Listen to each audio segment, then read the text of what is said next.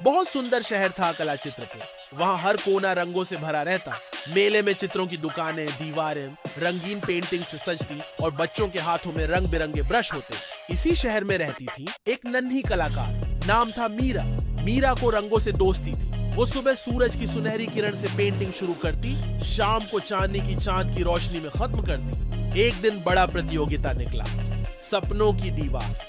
शहर के बच्चों को बुलाया गया कि वो अपनी सबसे शानदार पेंटिंग से दीवार पर सपना उकेरे। मीरा ने सोचा, मेरी तो तस्वीर ही सपना है। उसने दिन रात मेहनत की। उसने फूलों की पंखुड़ियां और तितलियों की उड़ान और बादलों की मुलायम छांव पेंट की।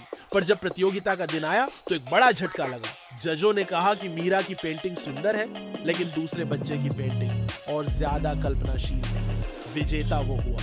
मीरा का नाम नहीं ले सके। मीरा का दिल टूट गया।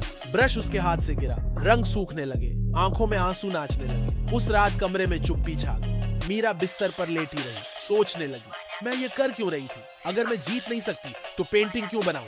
अगली सुबह मीरा ने ब्रश नहीं उठाया। रंगों के डिब्बे बंद पड़े रहे, दीवारें खाली पड़ी, आसमान का नीला भी फीका लगता था। तितलियां उड़ती पर मीरा निहारती ही रह जाती। एक दिन जब मीरा उदास से बगीचे में बैठी थी, एक छोटी तितली आई। वो पंखों पर नीला और गुलाबी रंग ली थी। तितली ने मीरा के कंधे पर बैठकर धीरे से कहा, तुम्हारा रंग कहीं खो गया है? मीरा ने बहुत धीरे कहा, हाँ कहीं खो गया है। तितली ने कहा, तो चलो उसे फिर से खोजते हैं।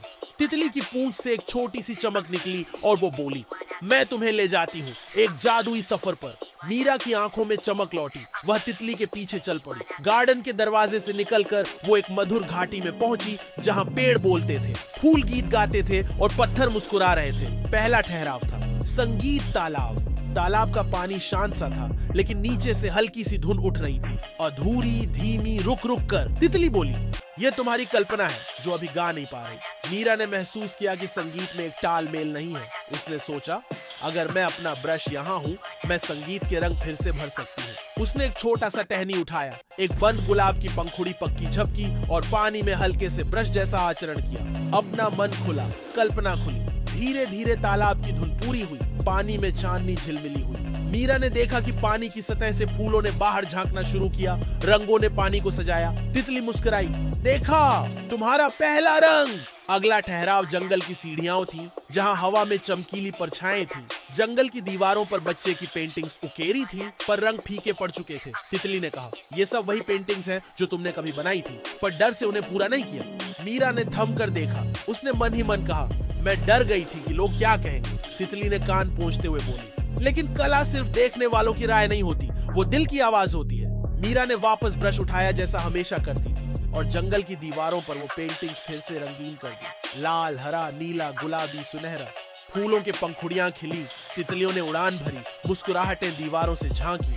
अंतिम ठहराव था सपनों की पहाड़ी। वहाँ एक बूढ़ा चित्रकार बैठा था। उसके चारों ओर कैनवास थे, कुछ अधूरे। वह मीरा को देखा और बोला, तुम्हारा रंग फिर से लौटा है, पर मैं जीत नहीं पाई। मीरा ने कहा। बूढ़े ने मुस्कुरा कर कहा, जीत मायने नहीं रखती, आराम से बैठो और अपने सपने पेंट करो। जीत वो है जब तुम खुद से न हारो। मीरा ने पहाड़ी की चोटी पर पहुंची। वहां जादुई ब्रश और सूरज की पहली किरणें मिल गईं। मीरा ने एक बड़ा कैनवास लिया और अपने उन सपनों को पेंट किया जो उसने आने खो जाने पर छोड़े थे। फूल, तितलियां, बादल, हंसता सूरज और नीला आकाश। उसने हर ब्रश स्ट्रोक में अपनी हंसी, अपनी खुशी और अपनी उम्मीद डाली। एक एक रंग चमक उठा। हवा मुस्कुराई, पेड़ झूले लगे। नीचे शहर की ओर जब पेड़ के पत्ते आंखें खोलते देखे, लोगों की दीवारें फिर रंगों से भरती देखी। तब मीरा ने समझा कि उसका कलाकार होना सिर्फ जीतने नहीं है, वह है रंग भरने की हिम्मत, खुशियां बांटने की आदत, सपने सच करने की लगन। जब सपनों की दीवार प्रतियोगिता की अगली कड़ी हुई, मीरा फिर भागी, लेकिन इस बार उसने डरा नहीं। उसने अपनी नई बनाई पेंटिंग दी, जिसमें संगीत, कल्पना और साहस झलक रहे थे। जजों ने देखा, मुस्कुराए और कहा, यह पेंटिंग सिर्फ सुंदर नहीं है, बल्कि जीवित है।